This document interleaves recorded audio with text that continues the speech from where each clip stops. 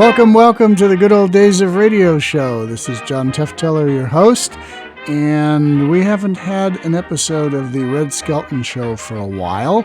We played one over Christmas and we played one over New Year, and it's been a while, and we got some great reaction to the ones that we played because Red Skelton is pretty timeless and pretty darn funny. Most people today do not know who he was. He survived into the early 90s, I believe. I saw him in a show in Anaheim, California in the mid-'80s, and he would come out and he would do his characters live on stage. He even did the Mean Widdle Kid live on stage, which was quite interesting to watch how he changed clothes and became a little boy. Mr. Skelton was quite the showman, quite the patriot as well. Some of you may remember that he did a version of the Pledge of Allegiance in 1968 or 69 that actually became a top 100 best-selling record in America, where he recited the Pledge of Allegiance and kind of did a little patriotic thing about why it was important. But back in 1946, Mr. Skelton was the new star at MGM as far as comedians. MGM didn't have too many comedians, but Red Skelton was their new star, and he made some films, but he mostly found success in radio and loved radio and would perform at his best on his weekly radio show, doing some ad-libbing, as you'll hear, and also just, I think he saved the very best jokes for his radio show. So here from January 15th, 1946, right into the new year of 1946, we have the Red Skelton Show. I'd rather have a Raleigh. I'd rather have a Raleigh. I'd rather have a Raleigh. I'd rather have a Raleigh.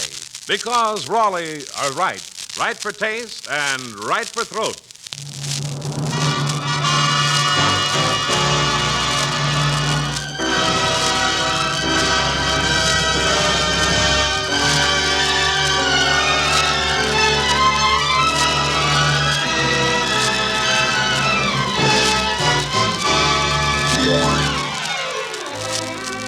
From Hollywood, the Raleigh Cigarette Program, starring Red Skelton with Gigi Pearson, Verna Felton, our tiny singer Anita Ellis, Pat McGee and David Forrester and his orchestra, and yours truly, Rod O'Connor.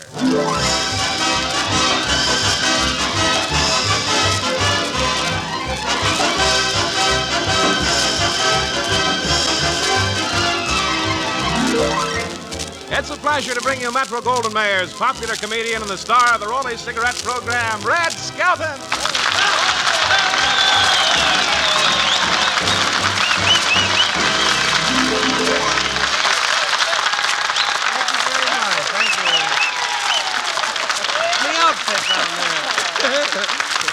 Thank you very much, and good evening, ladies and gentlemen. Hello, Red. Hello, Rod. Hello, Red. Hello, Rod. Hello, Rod. Hello, Red. Hello, Red. Hello, Rod. Boy, I'll bet Bob Hope wished he had material like that. Hey, Rod, did you hear the good news? I found a place to live. You really found a place to live? Yeah, but I don't know what I'll do if Lassie comes home. Well, say, Red, where did you get that black eye? Oh, the black eye? Oh, well, that's a little thing I picked up in a department store. Were you in a fight? No, a bargain sale.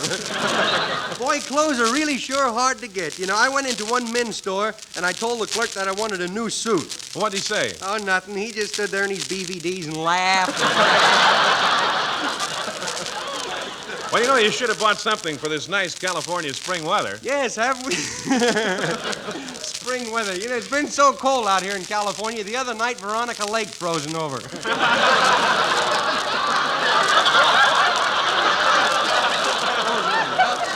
There's a new way to use the English language. No kidding, I drove to the studio tonight and I saw a good humor man selling hot bricks.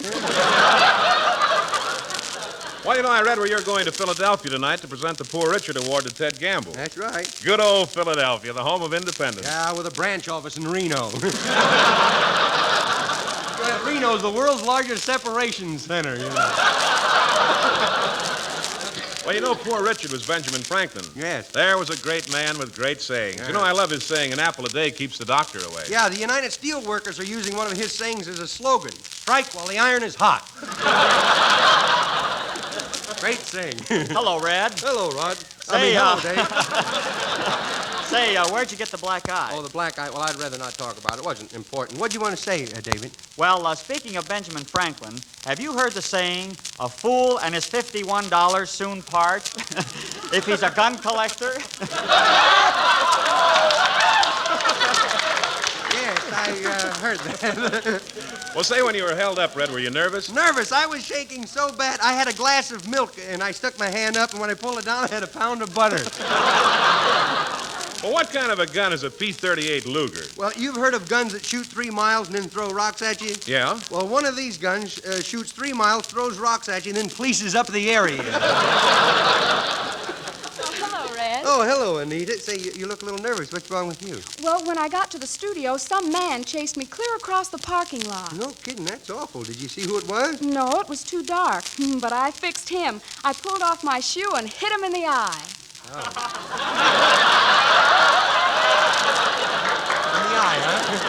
Well, let's talk about Raleigh's Car a Day contest now. Well, today is the last day, you know. Yes, ladies and gentlemen, tonight ends the Raleigh Cigarette Car a Day contest. In behalf of all of us, I want to thank you wonderful people for your interest in this contest. We're only sorry that it wasn't possible to give every one of you a new Chevrolet.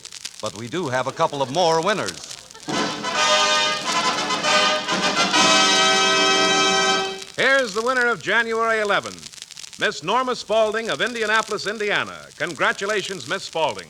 And here's the winner for January 12th. Mr. W.R. Hill of Chanute, Kansas. Congratulations, Mr. Hill.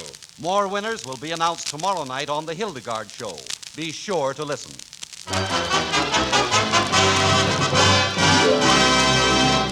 Now, medical science offers you proof positive.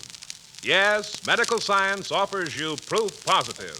No other cigarette is better to smoke. No other cigarette gives you less nicotine, less throat-irritating tars than the new, smoother, better-tasting Raleigh. Yes, Raleighs are right. Right for taste and right for throat. For medical science now offers you proof positive. No other cigarette gives you less nicotine, less throat-irritating tars. No other is better to smoke. So next time, ask for Raleighs. Thank you very much, gentlemen. And now, lovely Anita Ellis sings, Aren't You Glad You're You?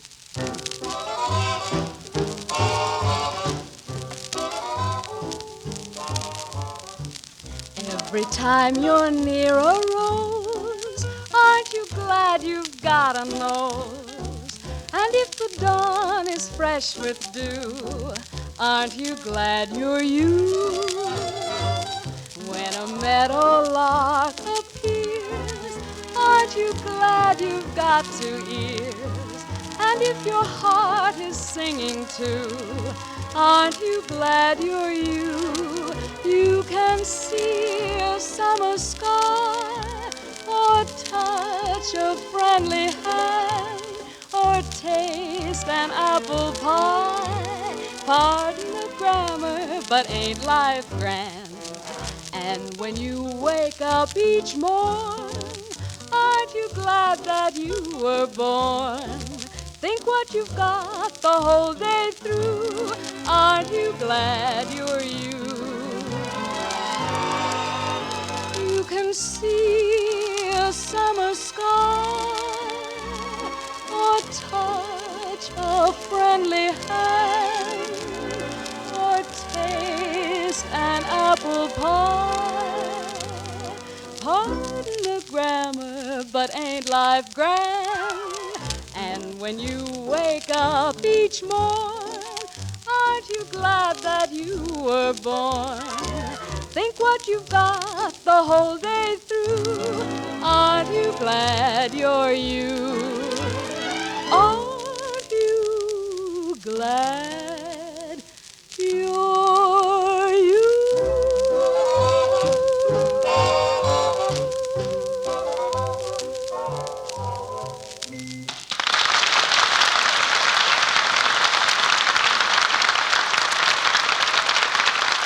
Tonight, the first story from our Skelton scrapbook of satire is entitled Local Department Stores.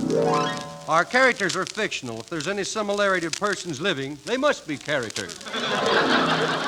Chapter 57 is entitled Nylon Counter. Most people think a department store clerk's life is a happy one. But in the locker room, we can always find the manager giving the sales force a pep talk.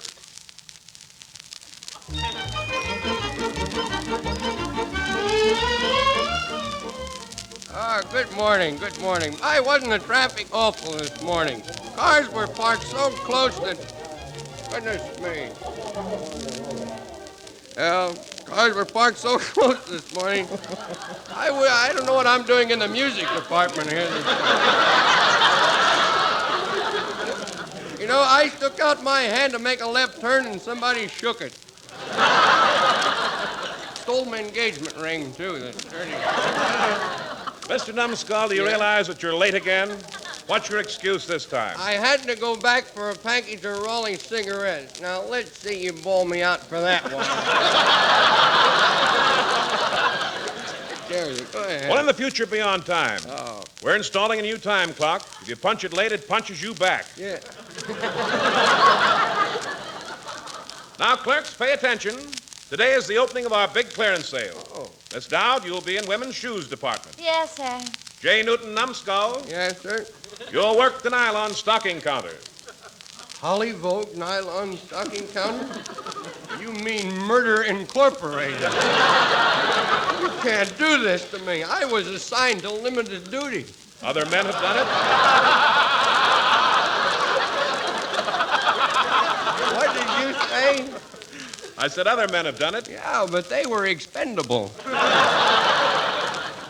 You're such a weakling. I don't see how you got through our basic training course. Well, I should have never let you talk me out of enlisting in that Army and Navy store. Well, buck up, Newton. Remember, ours is not the reason why. Ours is but to do and die. Well, wait a minute. I got a wife and child. I haven't lived yet. Why don't you let Sneer do it? He's tasted butter.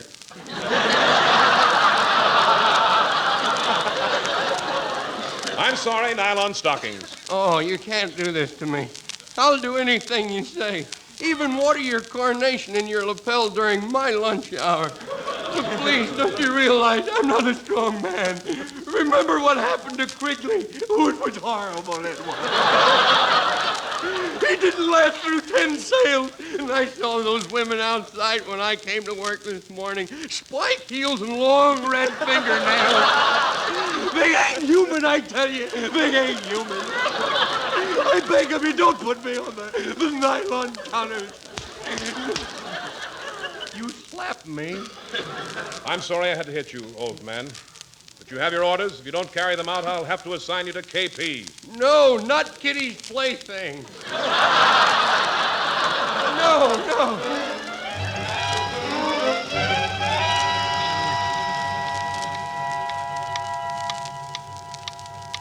All right, clerks, set your watches. Another minute till the 0 hour. Oh, let him come. I can't stand it. Really, I can't stand it. He fainted. Maybe we're being punished for the way we treated customers during the war. Ready, everyone? I'm going to open the door. Let him come! Let him come!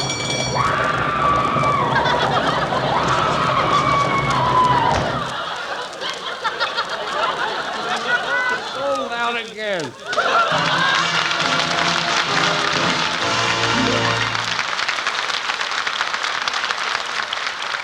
Chapter 58 is entitled Soddyville Shoplifters.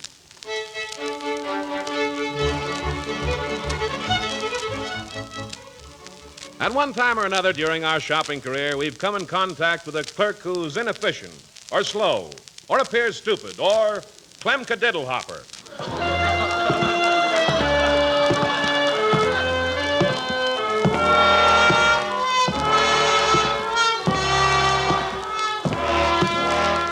Well, here I am.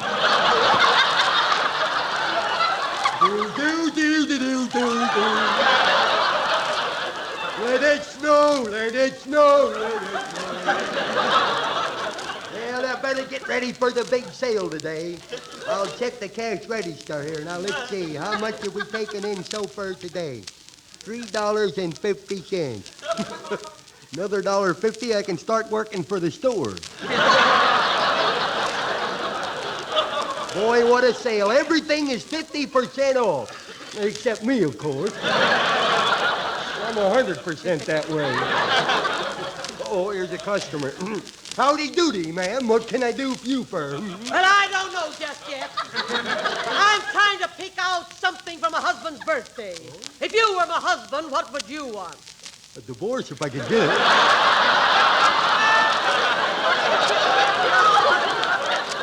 Now, let me see. Do you have any smoking jackets? Well, any what? Smoking jackets. No, we got some old bathrobes back here and a box of matches. That's too fast for her. She didn't get it. I think I'll take that shirt. How much is it? That's $4. $4 for a shirt like that? Well, what are you kicking about? They cost $5. Well, if they cost $5 and you sell them for $4, how do you make any money? We own the parking lot at Santa Anita. Some women are so dumb, you know. How on earth did you get a job in this store anyway? Well, they needed someone with enough personality to keep the window dummies company. I barely passed the test, of course. I'm going to report you. Where can I find the manager of the store? He's out shopping. Why doesn't he shop here? His credit ain't no good. Howdy, Clem. Well, Sarah, do howdy doody to you, too. Clem, Clem, did you hold out some N-Y-L-O-N-S for me? N-Y-L-O-N-S? Uh-huh. Boy, is she dumb. She can't even spell butter. Tom, you're a moron. And I made it without any help from you. Look, corn-fed, don't insult me, or I'll slap you so hard your teeth will rattle. Oh, yeah? Well, I dare you. I would like to see you do this, to coin a phrase. Oh. Well, that's what I like, is a woman who will take orders. I'm reporting you to the manager. Oh, go ahead, old. Oh, no, Clem, see what you did. Oh, I don't care. I'm a little nervous. How'd you like to have lunch with me? Well, what time is it, Clem? Well, it's about... That's funny. My watch is gone. My Mickey Mouse took a powder. I've been robbed, but my quarter for lunch is gone, too. Oh, and my gold-plated pencil. Well, it's gone, too. There's a pickpocket in the store. Oh, yesterday there were some complaints about pickpockets, too. They were picking the pockets of the pickpockets. Clem, do you think that maybe that woman could have taken your watch? Well, we'll find out. Come on, I'm on her trail. Come on. Go in here. Say, Mr. McGinn, did you see a big woman with a voice like an echo? Yes, I was just showing her this piano. What piano? Good heavens, it's gone. Oh, you're right, Clem. She's our man. She's a kleptomaniac. Well, politics ain't gonna help her. Maybe she's in this reducing department over here. Come on. Well, hello, Mr. Felton. You know what, dear? I lost 4 pounds. And we know who took her, too. Come on, let's go get her. Come on. Well, hurry up, Clem, before she gets away. Let's take this elevator. Maybe she'll get on there. Well, Clem, you're supposed to open the doors first. This ain't no time for details. Come on, let's get on the elevator. Boy, that dirty thief stole the elevator.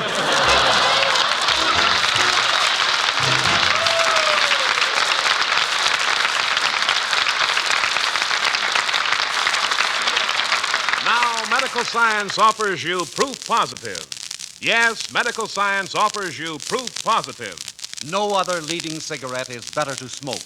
No other cigarette gives you less nicotine, less throat-irritating tars than the new, smoother, better-tasting Raleigh. Ed Sullivan, famous newspaper columnist, says, quote, Raleigh's are right. I've studied the test, and it's true. Medical science has proved no other cigarette can beat Raleigh's for less nicotine, less throat-irritating tars, for actually better smoking. yes, man after man, and lovely ladies, too, say Raleigh's are right. And no wonder.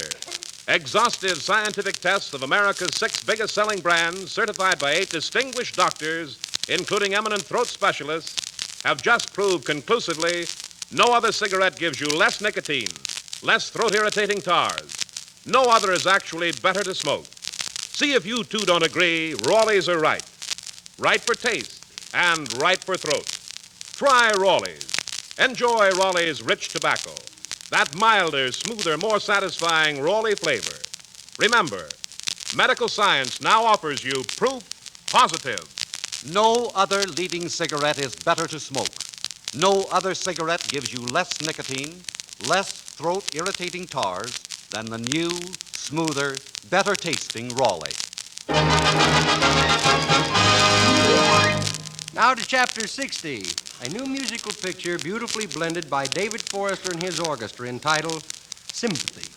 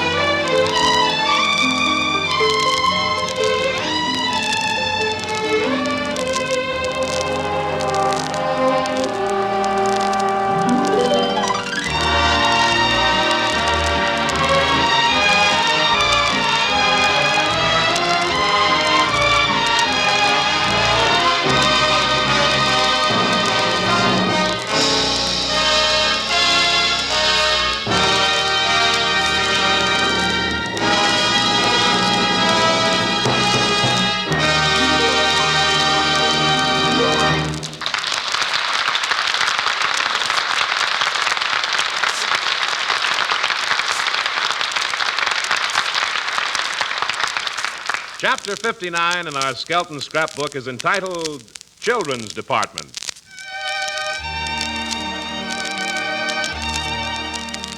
When a clerk is bad, he's punished by having to work in the children's department.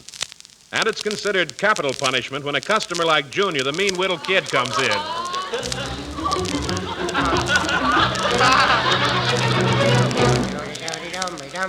Now, we're going into this store to buy you some shoes. Okay. And I know you're going to behave, aren't you? You know, at times that trusting old soul talks like a stranger in town. Junior. Yes, Go Grandma? sit down while Grandma looks at some socks for your grandfather. Okay, kiddo. Oh, boy. Oh, look at that big stack of shoe boxes. That makes me mouth water. I wonder what would happen if I accidentally bumped into him on purpose. Huh? Maybe Grandma wouldn't see me. Huh? Then again, maybe she would. And then again, I don't know why I was wasting me time thinking about it. I'm going to do it anyway. Here goes the bottom box.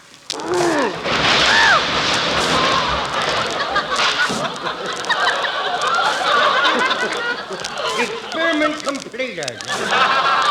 Junior, what happened? What happened? I don't know. Take it up with the fact-finding board. All these boxes fall down. They just fell, did they? Yeah, they just fell. And you had nothing to do with them falling? They fell. I was standing here and I was... Oh, I might have nudged them a widow, you know. That's Just what I thought. Yeah. Now sit down and act like a little gentleman. No. Okay. Pretty bright today, aren't you, Junior? Yeah, you going to buy me some shoes, is you, Grandma? Yes, dear. And when you get your new shoes, I want you to be a little more careful with them. Yeah, is they going to fit me this time, or do I have to grow into them again? Now, Granny knows what's best for you. Can I have some cowboy boots like Roy Rogers wears? If you don't stop kicking tin cans, I'll get you some like his horse Trigger wears. I am a horsey. Well. Good morning, madame. We'd like to see some shoes for the little boy. Yes. For the little boy. Yes. Well, then how would you like some pumps? You mean those patent leather shoes? Yes. With little bows in the front? Yes. Very thin soles? Yes. Wouldn't wear a pair to a dog fight. I like them cowboy boots like Roy Rogers wears. I see. Well, now, let me see. I think I have something that you will like here. Well, that's neighborly. See, how about some nice white shoes? Oh, no. Black or brown will be better for him. Well, get me some white ones. I can darken them in no time, you know. Well. Now, here, let's try these here on for Okay, size. Now, give me your foot. Take your shoes off there. Take them off. Okay. Well, untie them first. I guess you almost pulled me with a leg off. Well, I'm very, very sorry. Here, give me your foot. No. No, come on, give me your foot. We'll No, try no, the no, shoes no. on them. No, Give me your foot. No, let go of me, but I'm ticklish. Come on. No, I can't tell anybody touch the bottom of me. Well, Sonny, try to stand it for just a second. Give me your... Come on, let me have your... I can't stand it. I can't stand it. Here, now let go of me, foot. Let go of me, Stop foot. kicking me in the face! Junior, quit it this very minute. Well, where did my uppers go? There he is on the end of me foot. They're snapping it. Look at him sneer. Look at him sneer. Junior, did you do that on purpose? Well, now, really, Grandma, does I look like the type of a little boy that would do something like that on purpose? Yes. Well, I didn't get very far that time. Hey, how about my cowboy boots like Roy Rogers wears? I'd like to give you some boots where they do the most good. Yeah, I got that. Here. Put this shoe on. Yeah, okay. Look at that shoe. Look what it's doing to me. And now I'll teach it. I'll show that shoe. There. Good heavens! Why did you throw that shoe through the showcase? I'll teach it to stick its tongue out at me.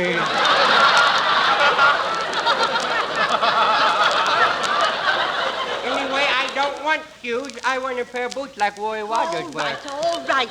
If you really want them, try them on. I don't think they're practical, but anything to get you home in a hurry. Granny, you wasn't with me. You was just kidding me. Oh, no? Well, you just keep laughing, kiddo. That's all. Now, try those boots on. Okay, I will. There. Oh, boy, they're just like Roy Rogers wears. Now, you can walk in them, but be careful. The bottom's awfully slippery. Look, Karloff, I know what you hoping. But don't worry, I don't fall down. Don't worry. The high heels up. I didn't fall. I just laid down on the floor to catch my breath. I didn't fall. It wasn't the boots' fault, really. It wasn't. Don't take the boots away from me. I learned to walk in them. I will. Please, I want the boots so bad. Oh, don't. Don't take the boots away from me. I always did just like Roy Rogers. Poor baby. Wanted the boots so bad. Yes, he wants the boots so bad. Bless his little heart. Yeah, bless his little heart. Now, stop crying. I want the boots. Will you take those? I want the boots so bad. Wrap them up. Oh, yes, ma'am. Well, now, really, you shouldn't have done it, Grandma, you know. And I'll make out the bill for the boots and one showcase. Oh. Well, hey, Grandma, what made you change your mind? Why was you going to buy me the boots now? Well, I changed because of the picture poster on the wall of that little child. Really? Boy, what kind of shoes is that little kid wearing? I never seen nothing like that before. What is them? Those are special shoes with braces. Really? That little child has infantile paralysis. It's a dreadful disease that takes hold when we least expect it. It's our most deadly enemy. Well, why don't the people do something about it to stop it? They stop the Germans and the Japs, they do. They're doing everything they can, but it takes money. You mean they has to ask grown-up people to give money for something so important? You know, Grandma Kiddo, sometimes I'm afraid to grow up, you know. I might get like some of them people. Everybody seems to want something in return for a little money nowadays, don't they? Junior, in this case, for every cent that's given to the March of Dimes, something better than money is received in return. Good health for a lot of little children. Well, Grandma, I tell you what. You take the boots and tell them not to wrap them up. You send that money to them little kids, because I really don't need the boots, you know. You send the money to the March of Dimes, and then the next time I see some little kid who's well and running down the street, I will say to myself, well, there goes me cowboy boots like Roy Rogers. We'll be with you on every Tuesday night at the same time. Red Skelton, David Forrester and his orchestra, Anita Ellis, Verna Felton, Gigi Pearson, Pat McGee, and yours truly, Rod O'Connor. Until next Tuesday, then, This is Red Skelton saying goodbye now. Thanks for listening, and remember the March of Dimes. And remember, listen to Hildegard tomorrow night, and the People Are Funny with Art Linkletter Friday night over most of these stations. Red Skelton is heard in this program through the courtesy of Metro Goldwyn Mayer. Sir Walter Raleigh. That's the tobacco that leaves your pipe clean as a whistle. It's carefully blended from rich, ripe burleys and mellowed with just a touch of rum to enhance the natural, full-bodied flavor. Get Sir Walter Raleigh, the quality pipe tobacco of America. Red Skelton is brought to you by the Brown & Williamson Tobacco Corporation.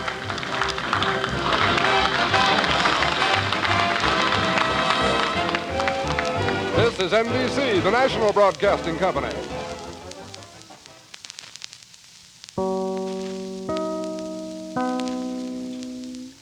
All right, with those NBC chimes to close us off, that was the January 15th, 1946 version of the Red Skelton Show.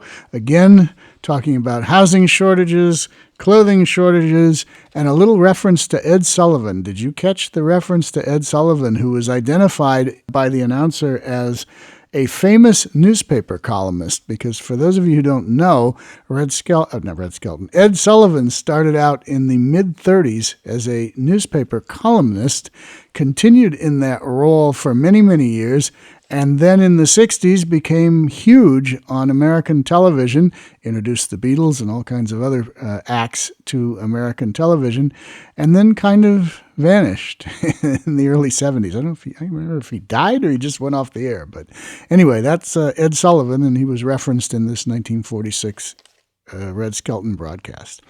All right, back again next Tuesday with more drama, variety, and comedy. Please, if you like what you hear on these shows, please rate and review this podcast so that more people can have it pass by their eyes and say, that sounds interesting. I think I'll listen to that. And then we pick up new listeners. We've been picking up new listeners every week for weeks and weeks, but we need to keep on going because we want to get everybody listening to old-time radio shows. Okay, until Tuesday and or Thursday, this is John Tefteller saying goodbye.